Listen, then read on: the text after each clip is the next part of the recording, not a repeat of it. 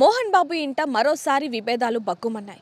ఏదైతే గత కొన్ని రోజులుగా మోహన్ బాబు ఇంట్లో విభేదాలు తలెత్తాయని తెలిసిందో అప్పటి నుంచి కూడా మనం మీడియా మొత్తం కూడా వారి మీదనే దృష్టి పెట్టడం జరిగింది. మరి తరువాత సిపి ఆదేశాల మేరకు అలాగే కోర్టు ఆదేశాల మేరకు ఈ ఏవైతే వివాదాలు ఉన్నాయో అవన్నీ కూడా తగ్గుముఖం పట్టినప్పటికీ మళ్ళీ ఈరోజు ఒక్కసారిగా ఏవైతే మంచు వారి ఇంట్లో విభేదాలు మళ్ళీ మొలకెత్తాయని చెప్పొచ్చు. అయితే ప్రస్తుతానికి ఇప్పుడు మనం జల్పల్లిలో అయితే ఉన్నాం, మంచు టౌన్ దగ్గర. అయితే ఇక్కడ ప్రస్తుతానికి కొద్దిసేపటి క్రితం మంచు మనోజ్ మళ్ళీ పహాడీ షరీఫ్ పోలీస్ స్టేషన్కి వెళ్ళి అక్కడ తన మంచు అన్నయ్య అంటే ఎవరైతే మంచు విష్ణు ఉన్నాడో తన బ్రదర్ మీద మళ్ళీ ఫిర్యాదు చేయబోతున్నాడు అంటూ కూడా మీడియాకి అందటంతో మీడియా వెంటనే మంచు ఫ్యామిలీకి సంబంధించి ఏదైతే ఫామ్ హౌస్ ఉందో అక్కడికి రావడం జరిగింది. ప్రస్తుతం దానికి సంబంధించిన వివరాల ప్రకారం చూసుకుంటే నిన్న మోహన్ బాబు భార్య అంటే మంచు మనోజ్ తల్లి పుట్టినరోజు సందర్భంగా తను కొడుకుతో ఉండడానికి మంచు ఏదైతే ఫామ్ హౌస్ ఉందో ఇక్కడికి రావడం జరిగింది. అయితే లోపలికి వెళ్ళి అక్కడ వాళ్ళు పార్టీ అంటే సెలబ్రేషన్స్ చేస్తున్న సమయంలో తన తల్లి పుట్టినరోజుని సెలబ్రేషన్ చేస్తున్న సమయంలో ఒక్కసారిగా జనరేటర్ పనిచేయలేదు.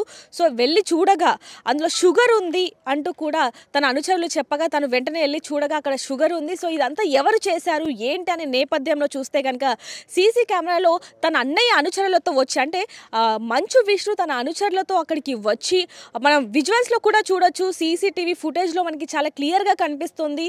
ఒక కార్ అంటే ఒక వెహికల్ వెళ్ళిపోయింది, తర్వాత ఇంకో బ్లాక్ కలర్ వెహికల్ ఏదైతే ఉందో అందులో ఒక్కసారిగా మంచు విష్ణు కార్ దిగుతూ బయటికి వచ్చిన తర్వాత ఒకసారి సైకిల్ చేయటంతో మళ్ళీ అక్కడ ఉన్న అనుచరులు వెంటనే ఏదైతే వైట్ కలర్ క్యాన్ ఉందో దాన్ని తీసుకొని రావడం జరిగింది. ఇదంతా చూస్తుంటే విష్ణువే ఇదంతా చేశాడనేది చాలా క్లియర్గా తెలుస్తుంది. అయితే దాని ప్రకారం చూసుకుంటే ఇప్పుడు మళ్ళీ మంచు మనోజ్ ఒక ప్రెస్ నోట్ని రిలీజ్ చేయడం జరిగింది. అంటే నిన్న పుట్టినరోజు సందర్భంగా తన తల్లి ఇంట్లో ఉంది.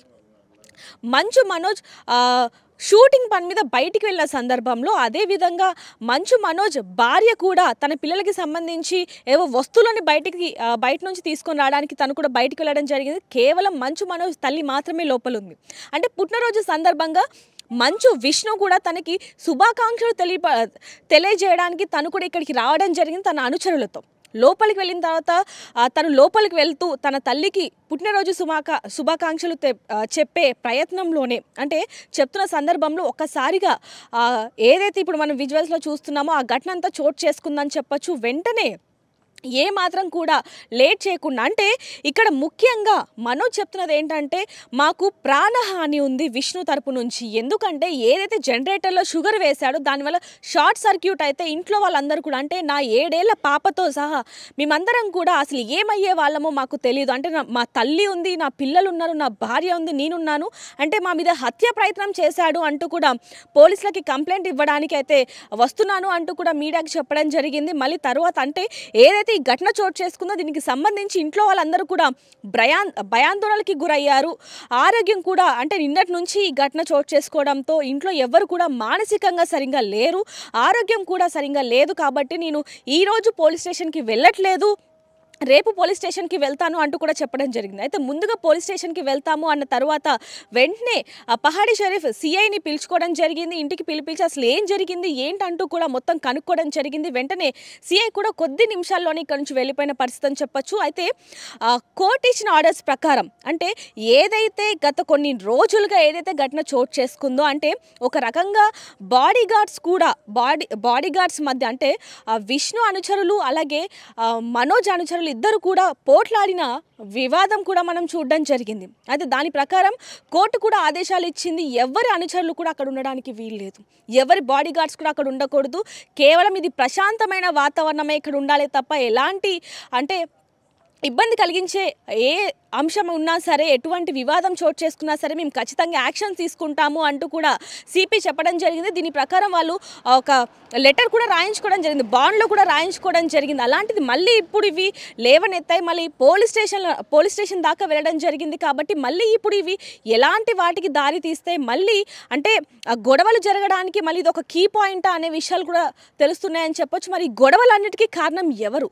మంచు మనోజా లేకపోతే ఈ ఫామ్ హౌజా లేకపోతే మంచు విష్ణు అనే విషయాలు కూడా తెలియాల్సి ఉన్నాయి. గత వీడియోలో చూసుకుంటే కనుక ఒక మంచు మనోజ్కి సంబంధించి ఒక ఫుటేజ్ దొరికింది, ఒక వీడియో ఏంటంటే మంచు మనోజ్ తాగేసి ఇంట్లో ఉన్న వాళ్ళ మీద ఇష్టరహితంగా మాట్లాడడం ఇదంతా కూడా బయటకు వచ్చింది.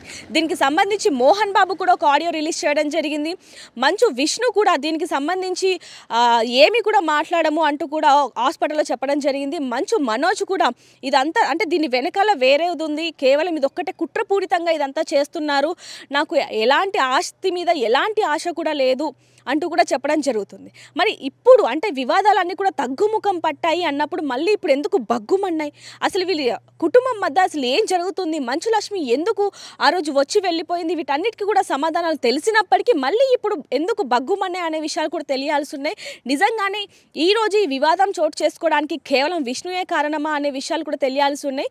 సిపి చెప్పిన ఆర్డర్స్ ఏవైతే ఉన్నాయో అంటే ఈ వివాదం ఇక్కడితో ఆగిపోవాలి, మీ అంటే ఎవరైతే కుటుంబీకులు ఉన్నారో వాళ్ళ మధ్యనే ఈ వివాదం అనేది తగ్గుముఖం పట్టాలే తప్ప ఇలా బయటికి రాకూడదని చెప్పినప్పటికీ కూడా బాడీ గార్డ్స్ కూడా ఎవరు ఉండడానికి వీల్లేదు, అంటే కేవలం కుటుంబ సభ్యులు తప్ప ఎవరు కూడా ఇక్కడ ఉండటానికి వీల్లేదు అంటూ కూడా ఇక్కడ పోలీసులను కూడా పెట్టడం జరిగింది. అలాంటిది మరి ఇంత నిఘా ఉన్నప్పటికీ కూడా మరి ఎందుకు విష్ణు ఈ విధంగా చేశాడనే విషయాలు కూడా తెలియాల్సి ఉన్నాయి. ఇప్పుడు చట్టపరంగా అంటే ఎవరైనా సరే ఈ ఆర్డర్స్ని కనుక తప్పితే ఖచ్చితంగా మేము చట్టపరమైన నిర్ణయాలు తీసుకుంటాము, చట్టపరంగా మేము శిక్షిస్తాము, కఠినంగా చర్యలు ఉంటాయని చెప్పినప్పటికీ కూడా మరి ఎందుకు విష్ణు ఈ విధంగా చేశాడనే విషయాలు కూడా తెలియాల్సి ఉన్నాయి. మరి ఇప్పుడు సిపి ఎలాంటి రెస్పాన్స్ ఇస్తారు, ఎలాంటి కేసులు నమోదు చేస్తారనే విషయాలు కూడా తెలియాల్సి ఉన్నాయి. మరిన్ని వివరాలు చూస్తూనే ఉండండి. RTV కెమెరామ్యాన్ గణేష్తో రిపోర్టర్ దేవిక, హైదరాబాద్. మరిన్ని వీడియోస్ కోసం ఛానల్ ని సబ్స్క్రైబ్ చేయండి. లేటెస్ట్ అప్డేట్స్ కోసం వాట్సాప్ ఛానల్ ని ఫాలో అవ్వండి. ఆ లింక్ డిస్క్రిప్షన్ లో ఉంది.